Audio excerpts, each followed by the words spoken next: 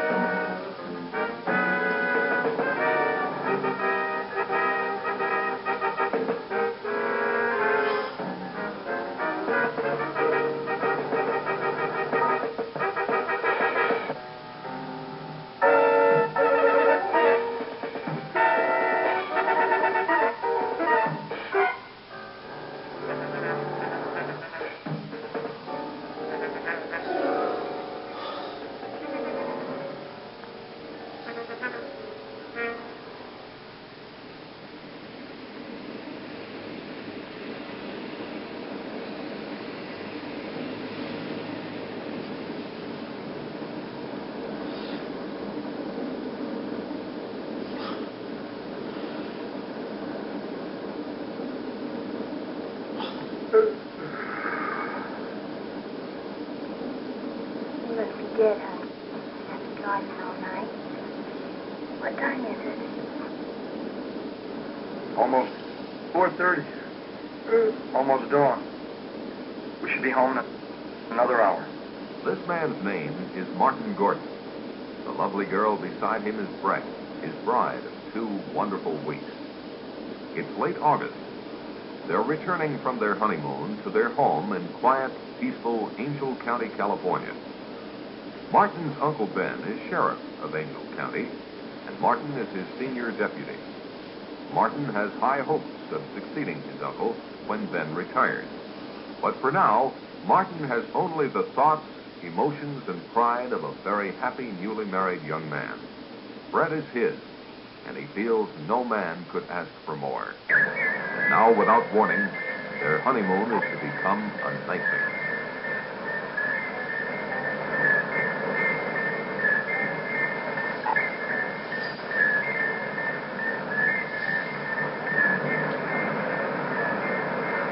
Neither Martin nor Brett saw the glowing rocket descend in the early morning sky. It was reported to the sheriff's office by Jeff, the county forest ranger. Jeff reported to Sheriff Ben that a plane had crashed near Willow Creek and that he was going out to investigate. Ben said he would join him as soon as possible. Barney, Ben's junior deputy, was to summon medical aid and to see if he could rouse someone at the Air Authority in San Francisco.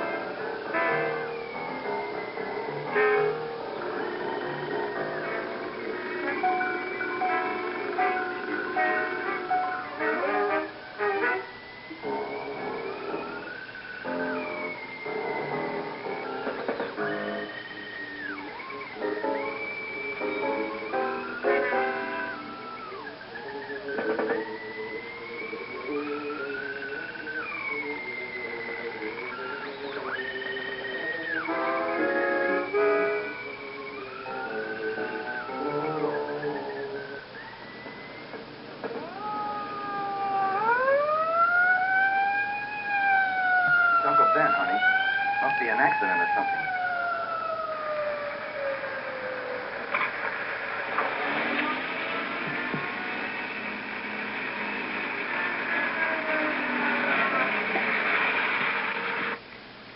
There's a plane crash down the road a couple of miles. I'm going to be a little short-handed till help gets here. Pull around back of me.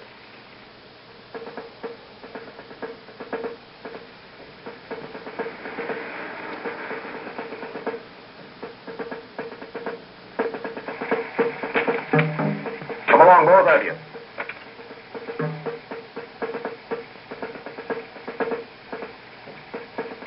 Get in, honey.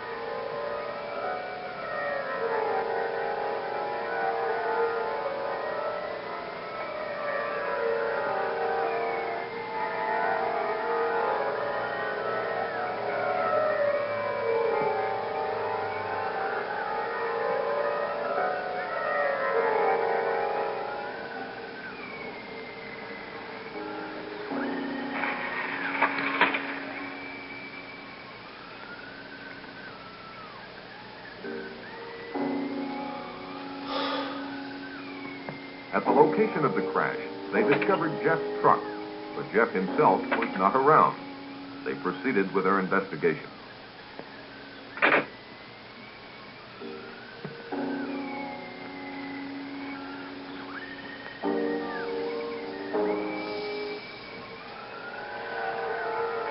How did they not recognize the obvious?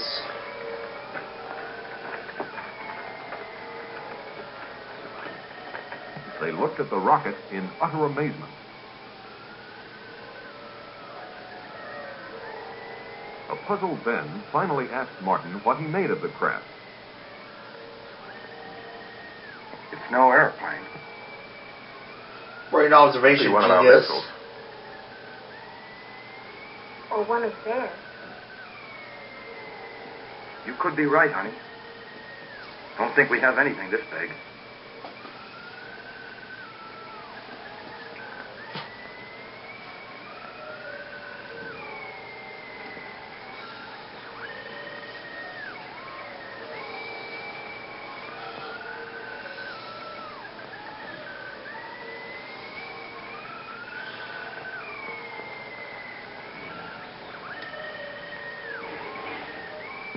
Ben could not understand why the craft wasn't severely damaged.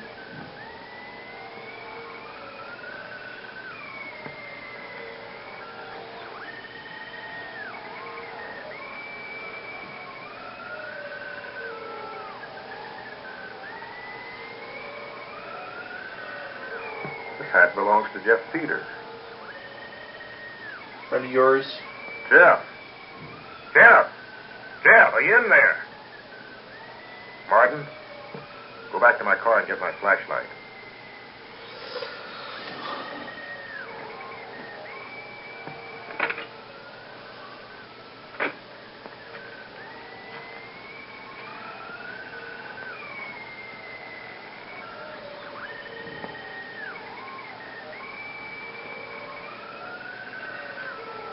Dan, don't go in there.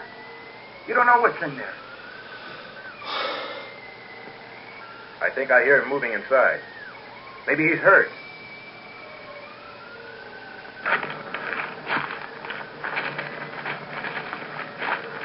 Dan, please don't.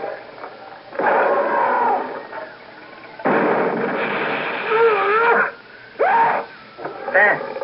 Dan.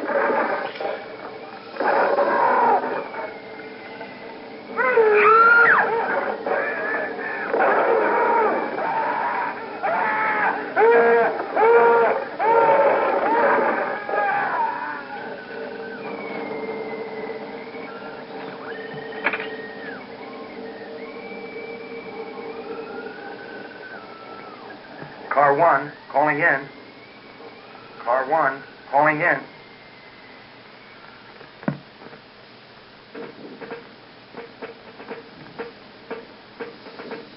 Within the hour, Martin's unusual call for assistance was answered by a special unit led by a Colonel James Caldwell.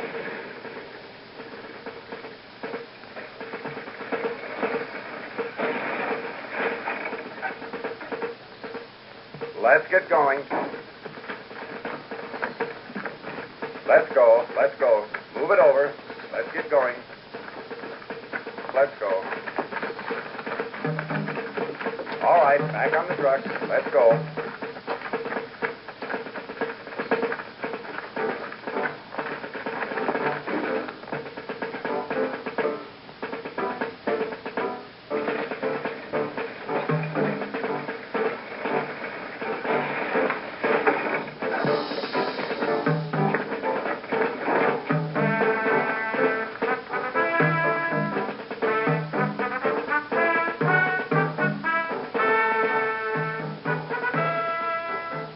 Sergeant, take one man and check it out. Yes, sir. Okay.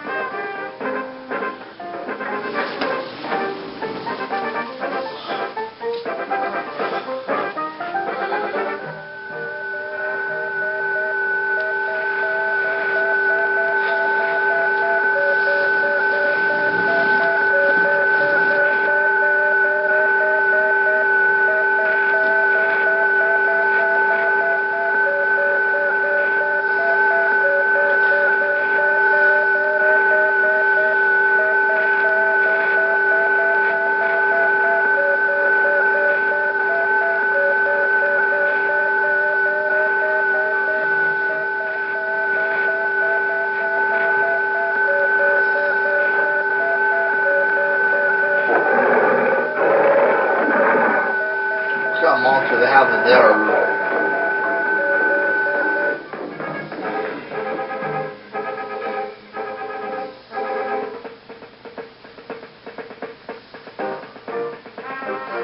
The sergeant reported seeing an amazingly large creature in the aft section of the strange craft. He further reported that it was secured by a kind of metal harness, but that the creature could still move around somewhat, and for that reason they had not gotten too close to it. There was no trace of either Ben or Jeff. The colonel ordered continuous guard duty around the spaceship and decided to set up a temporary military headquarters at the sheriff's office in town.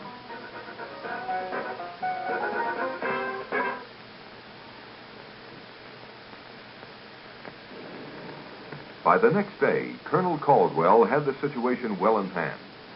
He had called Washington and received his orders from the highest possible authority.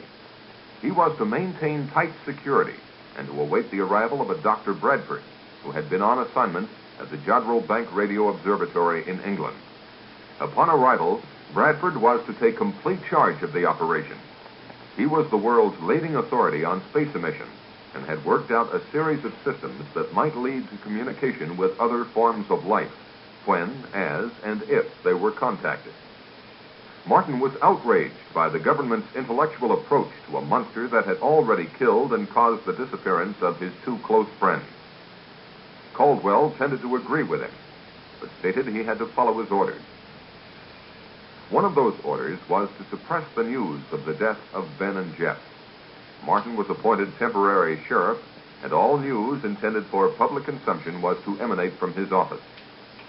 The Air Authority issued a cover-up story that a plane had crashed and burned, and this was to suffice until the experts cleared up the mystery of the visitor from outer space.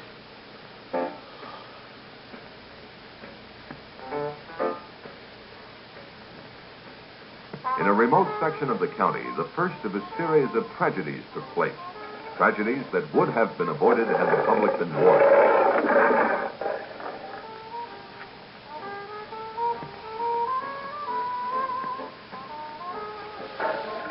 Or no, the narrator should be doing all the plot.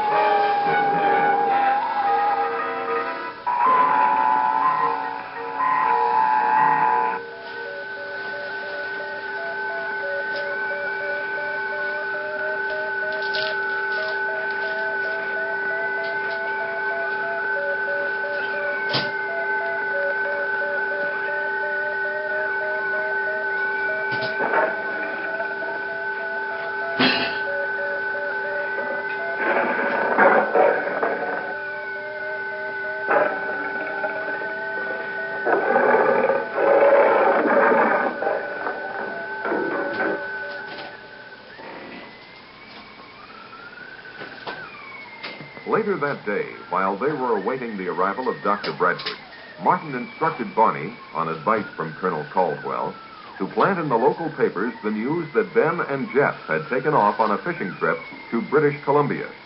The colonel had impressed the bereaved families with the necessity of maintaining secrecy, and these brave relatives had agreed.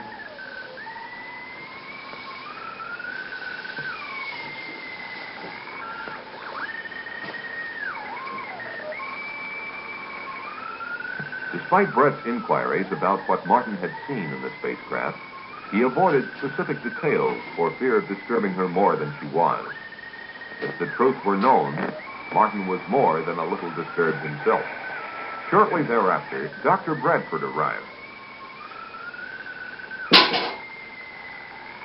He was a much younger man than one would imagine him to be.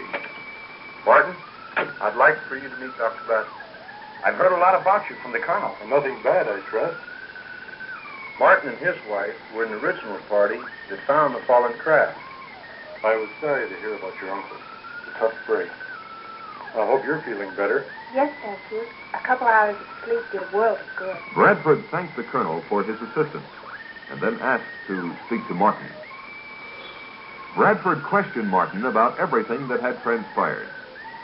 Martin did his best to recall everything in precise detail, but really didn't have much for him. The two soldiers that entered the rocket earlier had been summoned, and Bradford hoped to learn more from them. The doctor himself would not enter the rocket until the arrival of certain equipment. From his discussion, it was apparent that the doctor considered this situation a magnificent opportunity for mankind. He felt that if he could communicate with the creature, it might be possible to advance human knowledge by years or even centuries. The spaceship alone signified an intellectual development far in advance of anything on Earth. When Martin asked him how he intended to protect himself from the creature, Bradford said not to worry, that he hadn't come here to be victimized either by his own or the creature's fears.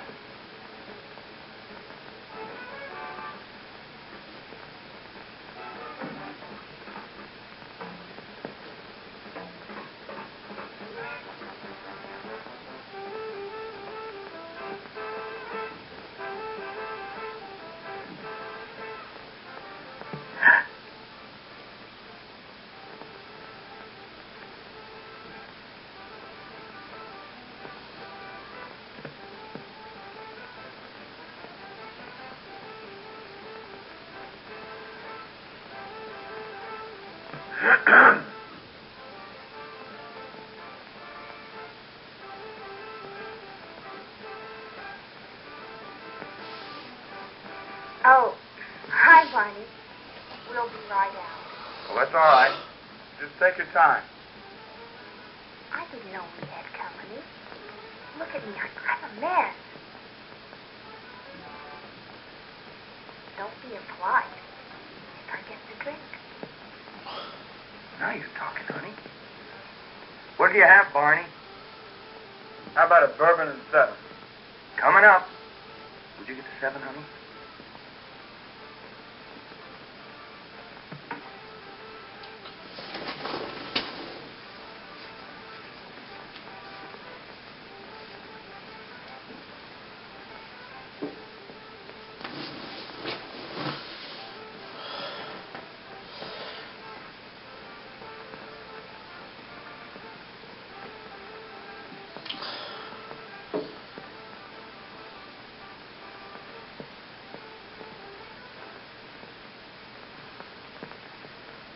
Barney, you should try marriage.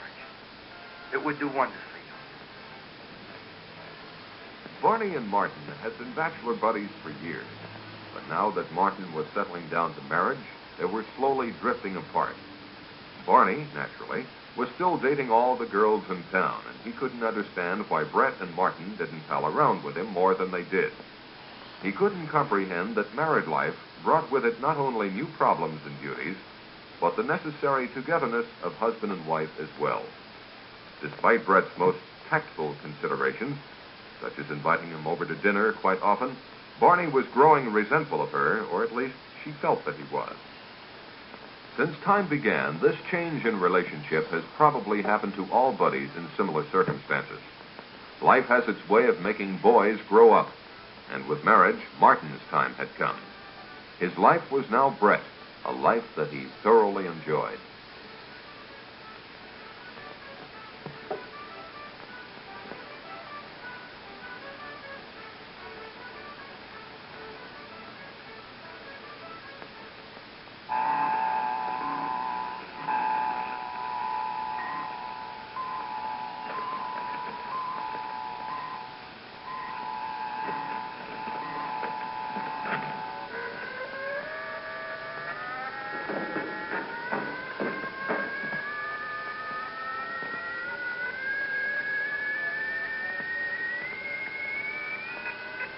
Uh-oh, the truck guy's obvious.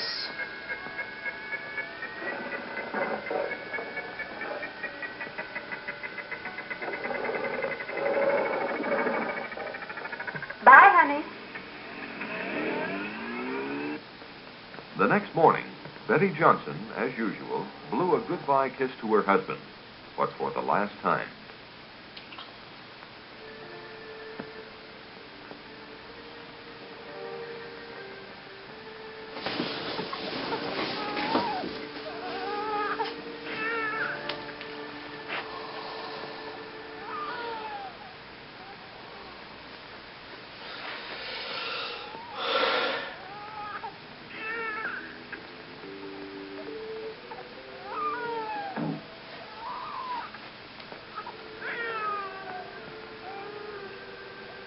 Poor baby. Let Mommy take your temperature.